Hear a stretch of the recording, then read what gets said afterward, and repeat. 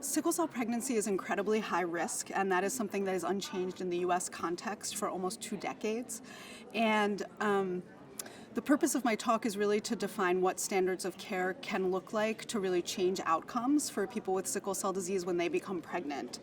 We have a number of different kinds of interventions and expertise that we can offer people, and it's time to really deliver that care to people who need it. One of the things that's important to know about my talk is that it's really focused on care for people with sickle cell disease in high resource settings, and that many of the dynamics of pregnancy care in low resource settings for people with sickle cell disease are quite different. So the focus of my talk is really for people who are working in high resource settings. I think the key principles that are critical for everyone to know is that pregnant people with sickle cell disease in the U.S. context have extraordinarily high rates of maternal morbidity and mortality, and that they absolutely must be managed with a sickle cell expert and a maternal fetal medicine doctor. So they require tertiary high-risk pregnancy care, and even if they live in places where that care is more difficult to come by, remote partnerships to ensure that they are getting optimal care and screening is critical. The other purpose or intention of my talk is to really review the indications for chronic red cell transfusion during pregnancy.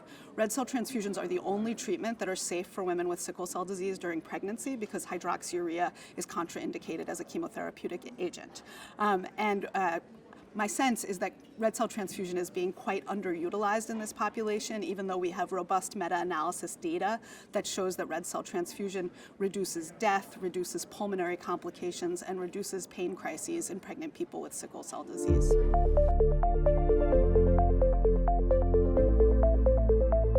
This is very no pun intended, labor-intensive care. And there's a number of different ways that teams deliver this care in partnership.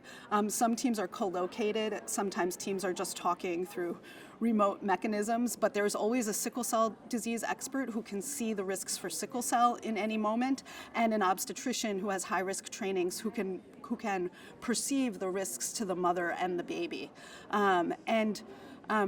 There are lots of other people involved in this care. We have genetics counselors. At our center, we have an extraordinary advanced practice provider team that provides robust care to adults with sickle cell disease. But really what we know is that maternal fetal medicine doctors see one side of this equation and sickle cell doctors see another, and that when we put those things together, we can make great decisions about doing things like preventing pain, preventing acute chest syndrome, and really planfully preparing for delivery so that so that people can arrive at delivery with a plan in place and really be prepared.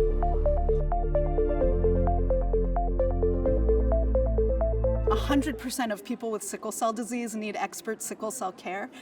There is a organization called the National Alliance for Sickle Cell Centers, which is recognizing centers of excellence and really helping to expand a network of adult sickle cell and pediatric sickle cell providers who are committed to delivering expert care for this totally underserved patient population. Sickle cell disease is a rare disease. About 100,000 Americans in the United States are affected. And so, just like we send cystic fibrosis patients to specialty care, these patients also should not be managed by anybody who doesn't have, a deep commitment to this kind of specialty care.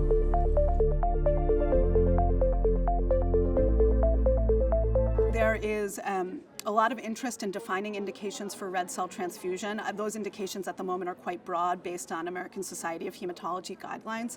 And there's also interest in defining what dose of aspirin should be used in the U.S. context for people with sickle cell. And then also there's a question of when and if to thromboprophylax during pregnancy, because the risk of blood clot is really quite extraordinary.